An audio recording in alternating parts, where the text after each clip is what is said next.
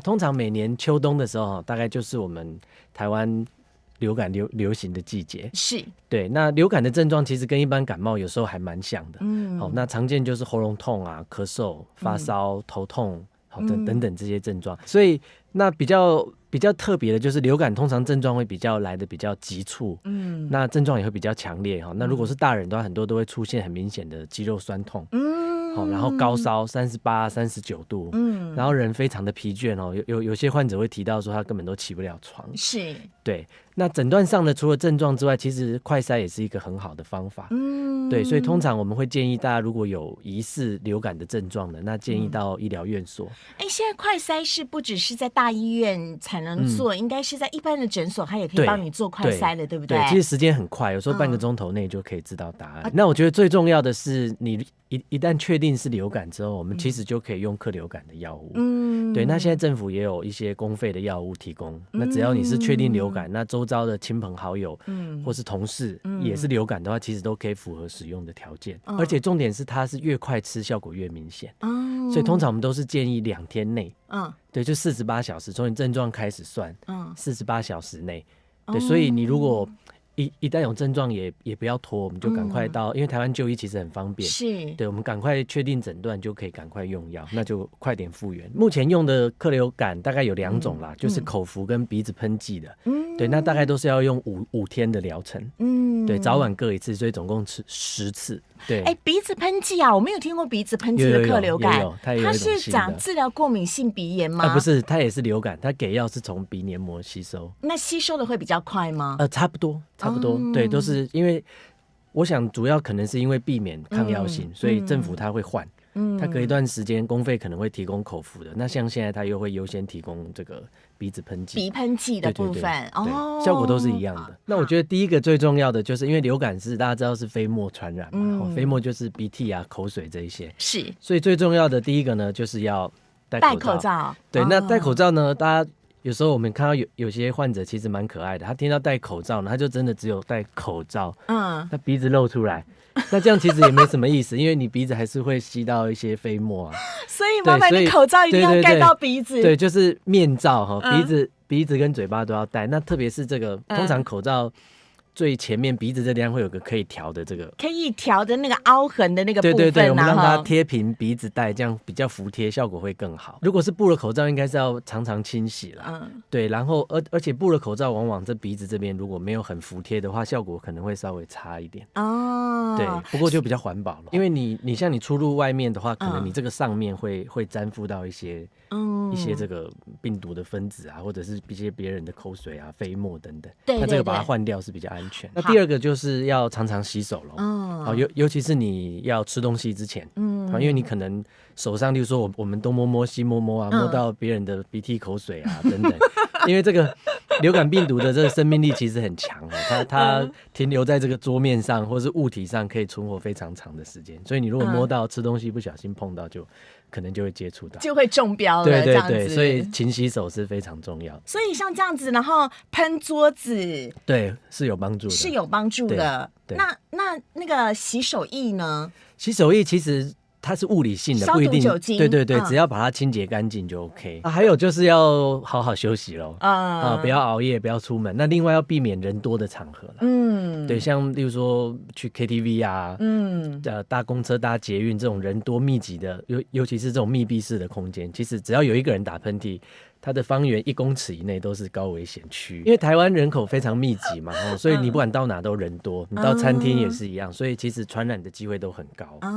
对，所以你适当的这个在家里休息，避免再传给下一个人，这样也是很重要。通常喉咙发炎会不外乎几个症状嘛，第一个就是喉咙痛，对，好，第二个就声音沙哑，是，好，然后第三个就咳嗽，好，那喉咙痛的话呢，大概就是一些咽喉组织的水肿发炎，所以最好的方法呢就是多喝温开水，好，那如果真的很痛的话，通常医师开立的药物也会有帮助，对，那其实呢，有时候我们也会用一些局部的喷剂，好，那喷剂的作用就更直接，是，好，它可能是杀菌或是局部消炎的效果。有的时候我们在诊间也会用一些蒸汽的治疗，用一些湿的蒸汽，冷的湿的蒸汽也会有帮助啦。那可能里面我们会加一些消炎消肿或是减少充血的药物。所以它是有含药物在里面的。可能有，就看每个医师的这个看诊的原则。可以打一些肌肉的，它是全身性作用的类固醇。对，那打了之后的效果呢，就是让这个声带的组织消肿。对，所以这个是一个可行的方法。对，只是我们不会很常规的使用，因为这样子变成有时候会有一种依赖的心情，就变成你没有好好的去保养，你觉得好像临时抱佛脚啊，打个针这样子。对，通常是救急为主啦。对，那平常的保养还是刚讲到的这个水分补充，好，然后正确的就医。那另外有一个还有多休息、睡饱觉，你刚刚讲到的。对，然后刚刚有一个还没有机会跟大家分享，就是咳嗽这件事情。好，对，那像大家平常感冒的时候咳得很用力，好，那大家想想看，咳嗽的时候声音很大，那这个声音呢，其实就是我们的声带剧烈的碰撞发出来的声音。是，对，那这样剧烈碰撞其实对声带来说是非常受伤的一个动作。那这个就是非常非常肿的声带。背后这个呢，我们来看看这个。好，背后这个可能就是一个比较急性变化，有一点出血，然后有点长小息肉的这一个声带。对，那我们刚刚提到说咳嗽的时候呢，如果你用力咳，这两个声带会很激烈的碰撞在一起。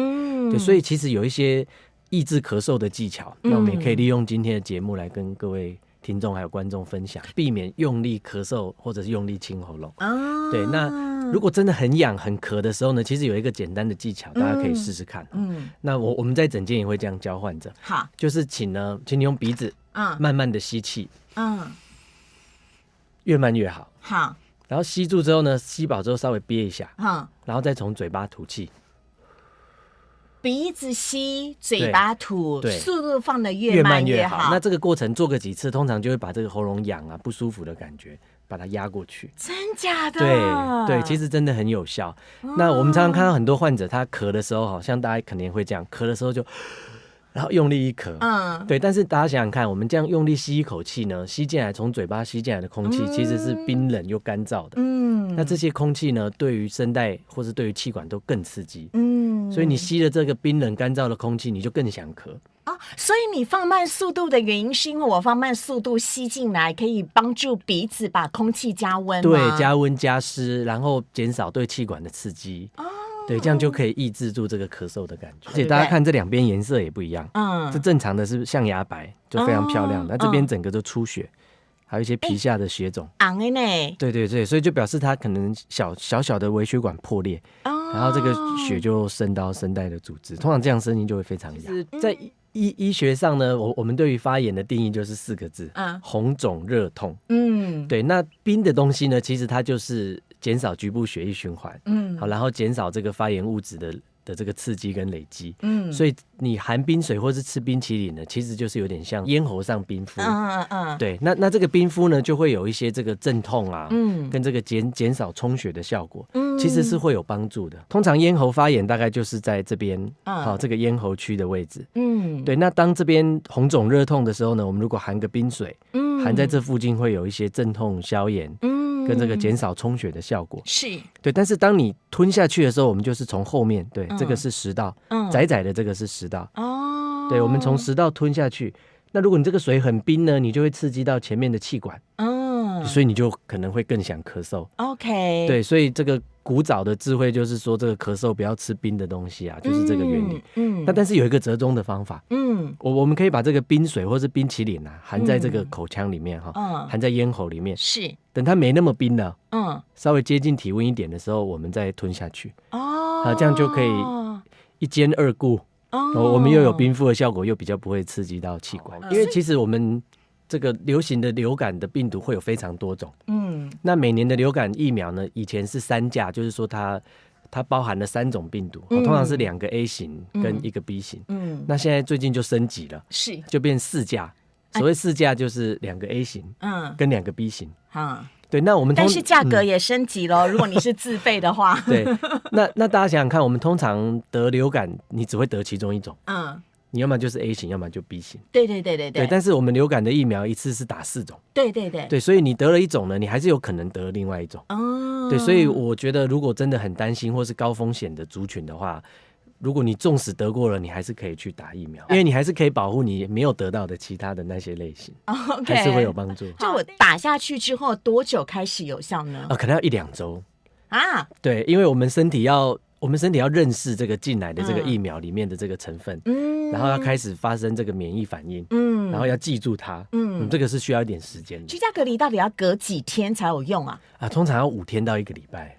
5天到1个礼拜。对，因为如果你要让这个传染力完全过了的话，生病的人自己要戴口罩了，然后餐具尽量不要共用，对，然后可能待在自己一个小房间里面，不要拍拍照这